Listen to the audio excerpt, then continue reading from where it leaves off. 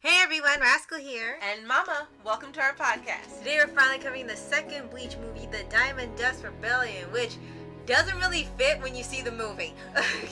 Well, in this film, Captain Hitsugaya is framed for stealing the Ouin treasure, and the Soul Society becomes determined to bring him to justice. Now, Ichigo steps in order to prove his innocence on an adventure to find the true villain. And before we start, be sure to like, subscribe, and click notification to get this on future podcasts and multiple pause videos. Yes! Finally! Yes, and like I said, this... Toshiro stars in a movie. Yes! And from what I'm sorry, seeing... Captain Hitsugaya. Yes.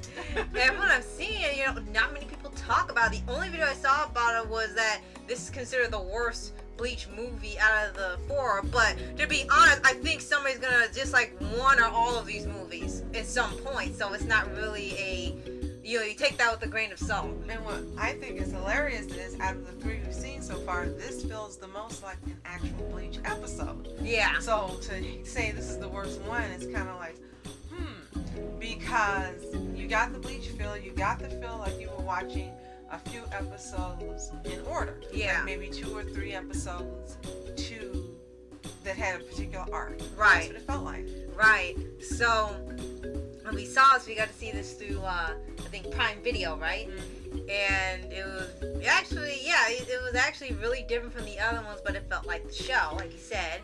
And I do notice the one thing that's common with these Bleach movies is that it sort of has a familiar pattern each time.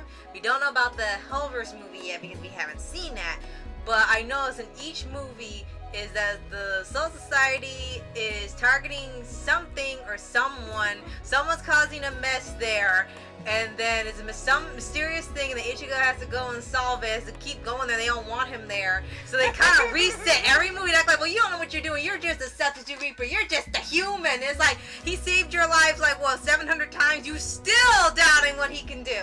Ichigo has to save everybody in every movie that they've put out. Right? It's like, okay, what good are you people then? It's like the substitute is the main Soul Reaper. Right, that's what it acts like. Another weird thing is that Substitute Soul Reaper of the year.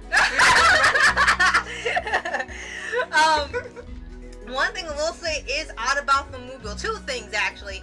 One is that the other Soul Society members kind of act a bit out of character, or they just don't speak until near the end of the movie when they have a big climactic fight scene.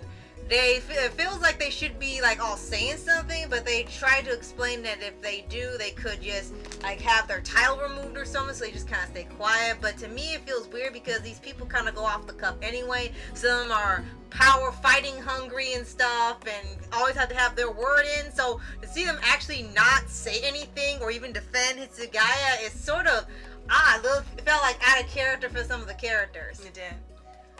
Now, another thing that was really odd is Orihime made an appearance, and Toshiro got hurt. So you thought, okay, Ichigo's calling Orihime, she'll heal him.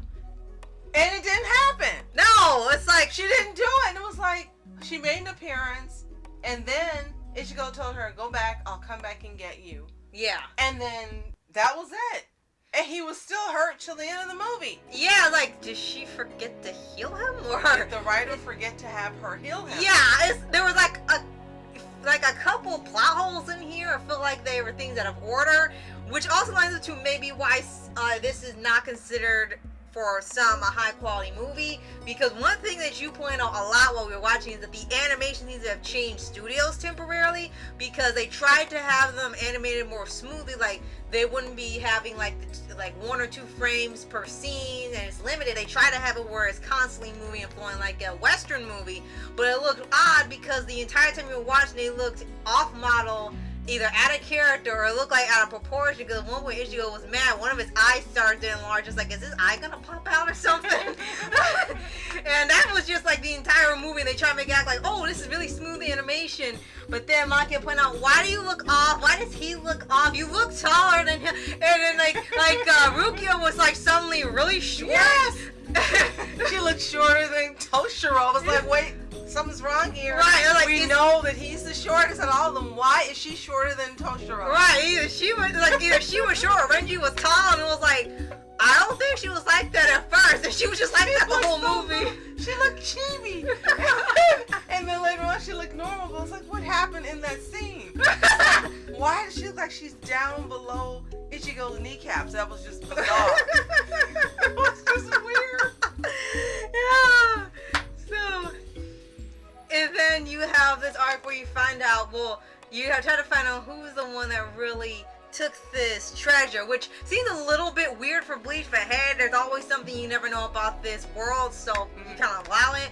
But this person that's masked, and then you kind of figure out like 5 minutes in, like, okay, he knows Toshiro, he knows him, we don't know who it is, but you know it's him. And then after they show his backstory, like, oh well, you know who did it then. It ends up not being much of a mystery anymore. Which Phoenix told us is canon, so we were glad that at least the part of this movie, unlike the other two, actually has some canon material. Right. Now also they had the badass Kenpachi get hurt. I was like, huh? Yeah, kind of easily, but I guess they're saying the guy was so powerful that even he couldn't hurt him. And yeah, the guy had turned into this giant ice dragon. It was kind of this thing where two people were destined for the ice dragon Bankai thing, and when he got it, he kind of turned into some gigantic kaiju and took over Soul Society, put up a dark barrier. It's like, okay, this is kind of overpowering.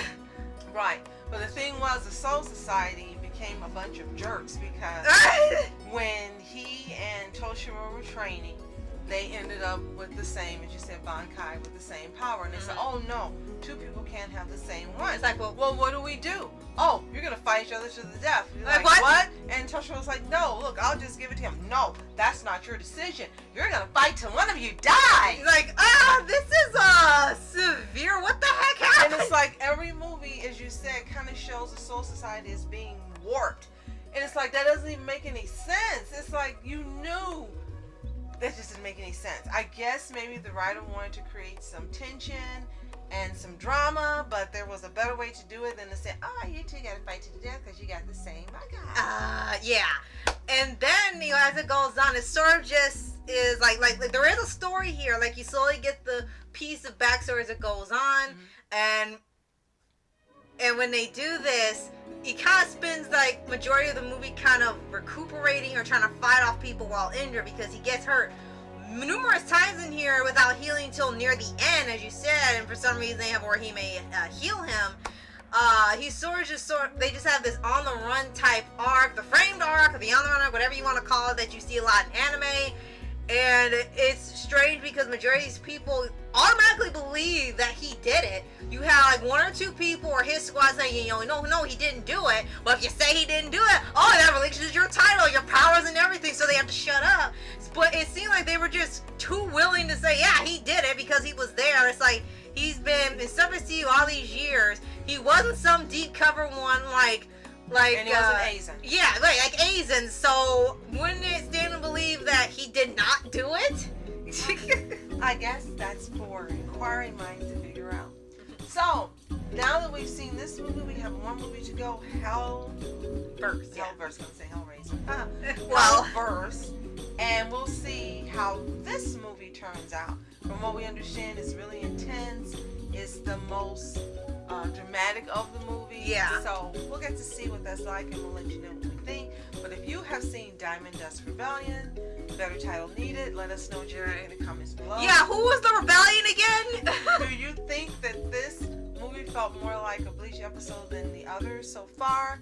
Let us know what you think. If you haven't seen it, it's available on Prime to rent, and you can also purchase it as part of a double set through Amazon with it might be Hellverse. It might be, yeah.